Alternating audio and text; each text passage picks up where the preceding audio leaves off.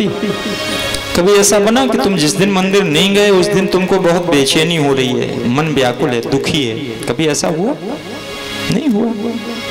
रोटी न मिले तो मन दुखी हो जाएगा। किसी दिन सुबह से शाम तक भोजन न मिले तो व्याकुलता बढ़ती, भोजन नहीं मिले तो चंचलता बढ़ती, घबराहट बढ़ती, परेशानी बढ़ती, टेंशन बढ़ता, और जिसने नहीं दिया उसके प्रति बैर भी बढ़ता है। जिसने रोटी नहीं दी, जिस कारण से नहीं मिली, उसी से बैर बढ़ेगा। लेकिन कभी ऐसा हुआ कि हम मंदिर नहीं गए, या हमने पूजा नहीं की, अथवा हमने माला नहीं की, कभी हमने जप नहीं किया, तो हमें बेचैनी हो रही है, हमारा मन नहीं लग रहा है, आज बहुत दुखी है? कभी ऐसा हुआ? नहीं हुआ। क्यों नहीं हुआ?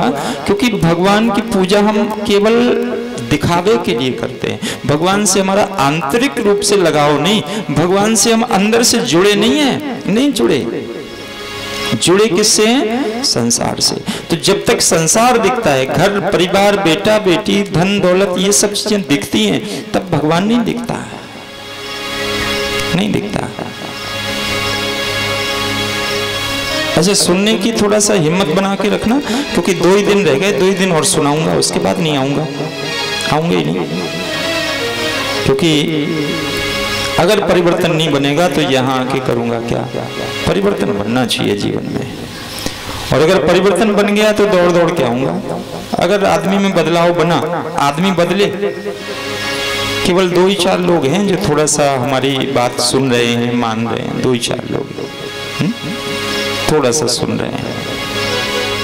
जैसे हमारे भगत जी हैं, थोड़ा सा भक्ति करते हैं, जैसे हमारे सुल्तान हैं, हमने थोड़ी इच्छा करी कि गाय की सेवा करो, सेवा करने लग गए।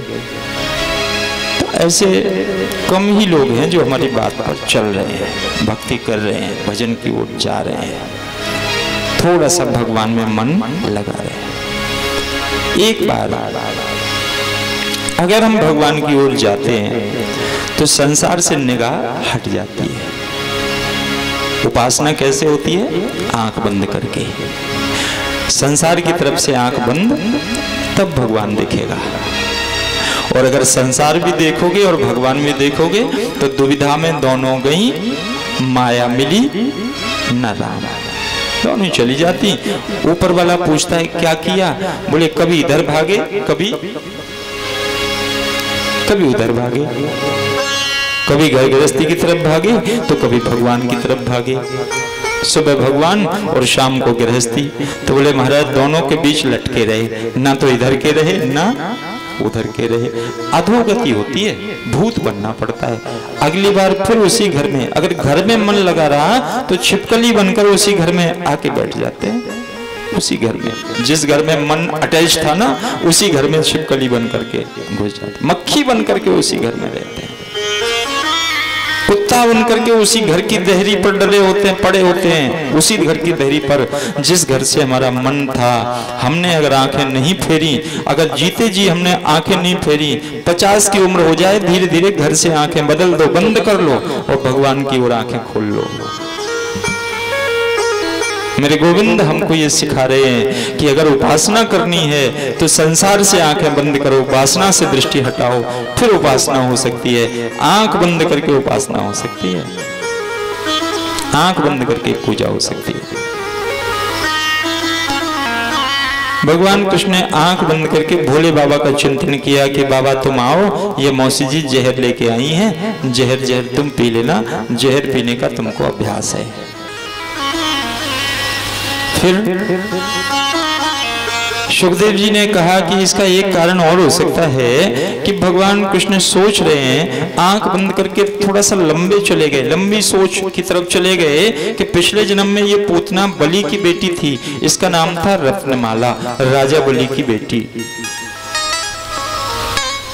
भगवान आंख बंद करके पिछला दृश्य देख रहे हैं कि जब मैं बामन बन करके इसके घर में गया, उस समय ये महलों के खिड़की झरोके में से देख रही थी। कितना प्यारा बालक, कितना सुंदर बालक, छोटा सा बालक आ रहा है, देखने में बड़ा प्यारा लग रहा है। कंधे पर जनेऊ पड़ा है, बड़ी गऊ के खुर के बराबर चोटी इसके सिर के ऊपर है, माथे पर सुंदर चंदन लगा हुआ है, माला हाथ में है, छोटा सा छत्र, छोटा सा कमंडल हाथ में लेकर के जब मैं आ रहा था तो ये बलि की बेटी रत्नमाला कह रही थी, बालक बहुत प्यारा है, लगता है कि गोदी में उठा के इसको जरा खिलाऊं।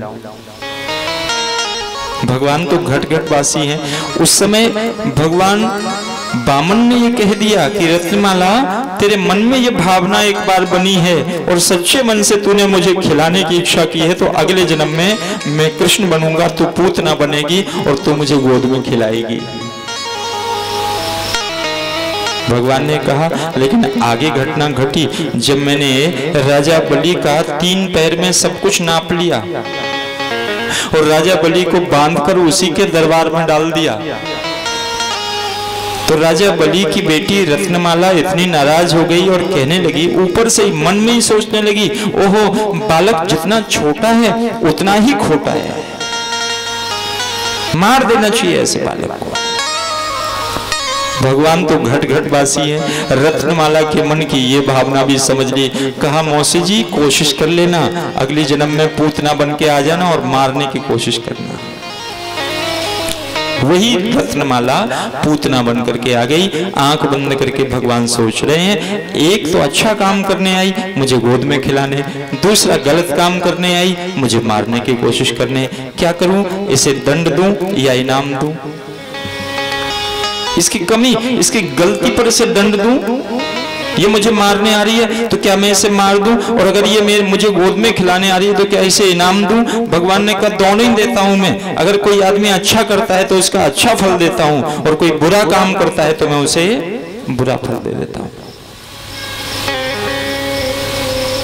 जैसे कोई आदमी मंदिर में पूजा करने आता है तो पूजा का फल मिलता है, भले ही केवल 10 पैसे की अगरबत्ती भगवान के दरबार में लगाता है, वो अगरबत्ती भगवान अपने पास नहीं रखता, तुमको कभी ना कभी वापस देता है।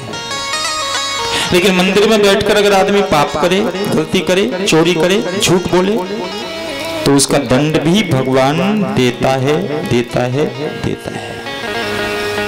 अवश्यम एव भुक्तव्यम कृतम कर्म शुभाशुभम। शुभ कर्मों का फल भी भगवान देता है और अशुभ कर्मों का अशुभ परिणाम भी आदमी को भोगना पड़ता है।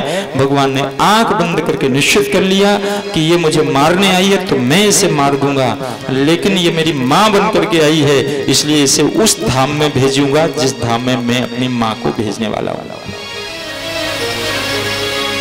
जिस धाम में मेरी माँ यशोदा जाएगी, जिस धाम में मेरी माँ देवकी जाएगी, उसी धाम में पूतना को भेजूंगा, किसी और जगह नहीं, उसी धाम में भेजूंगा। ये भगवान ने आंख बंद करके निश्चित कर लिया। भागवत में लिखा है कि पूतना ने नेत्र बंद किए। सनिमीलिते क्षणः, अब पूतना ने विलंब नहीं किया, देखा आंगन खाली हो गया। गोपियां नाच कर, गाकर, बधाइयां दे करके लौट करके वापस चली गईं। अब पूतना ने मेरे गोविंद को विचार किया कि अब इसे तुरंत मार देना चाहिए, सो दीवार की तरफ को मुंह कर लिया और अपना स्तन निकालकर जैसे छोटे से कृष्ण के छोटे से मुखारबिंद में दिया। जैसे ही भगवान का स्पर्श पूतना के स्तन से हुआ तो जहर तो बन गया अमृत, जहर अमृत बन गया। भगवान में ये विशेषता नहीं होती, ये विशेषता भक्त के अंदर भी आ जाती। जो भगवान का सच्चा भक्त होता है, जो भगवान का कट्टर पक्का भक्त हो जाता है, जिसकी भगवान पर संपूर्ण आस्था बन जाए, भगवान पर पूरी श्रद्धा बन जाती है, उस भक्त के लिए भी जहर अमृत बन जाता है।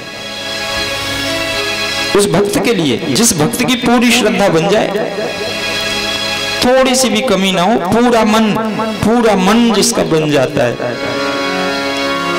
मन में थोड़ी सी गुंजाइश नहीं रहनी चाहिए, पूरा 100% मन भगवान पर कभी अगर प्रॉब्लम आए और हमें संसार याद आए तो समझ लेना कि अभी हमारा मन भगवान में पूरा नहीं है। और कभी कोई समस्या आए, उंगली भी दुखे तो आके भगवान के चरणों में माथा पटकोगे, समझ लेना हमारी श्रद्धा पूरी भगवान पर बन गई है, पूरी। और जिस आदमी की पूरी श्रद्धा भगवान पर बन जाती है, ऐसे आदमी का बाल बांका नहीं हो सकता। गरल सुधा जहर अमृत बन जाता है उसके लिए। रामायण करिए, गरल सुधा रिपु करे मिताई, गरल करे मिताई, पद सिंधु अनल सितराई, पद सिंधु अनल सितराई, गरल सुधा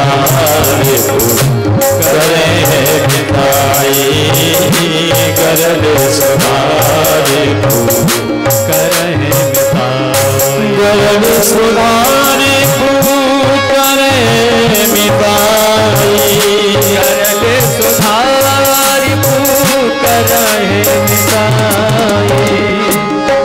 पद सिंधु अनल सितराई, गोपद सिंधु अनल सितराई, गरल सुधारी करे मिताई, गरल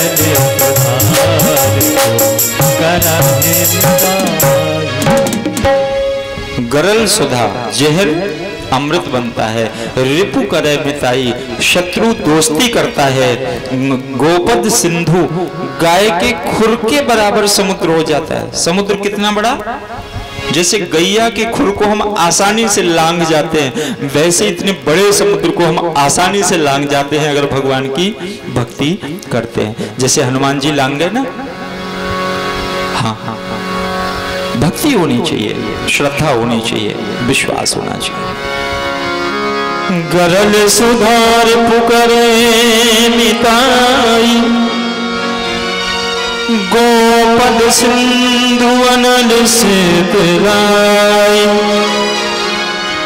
गोपद सिंधु अनल सितराई।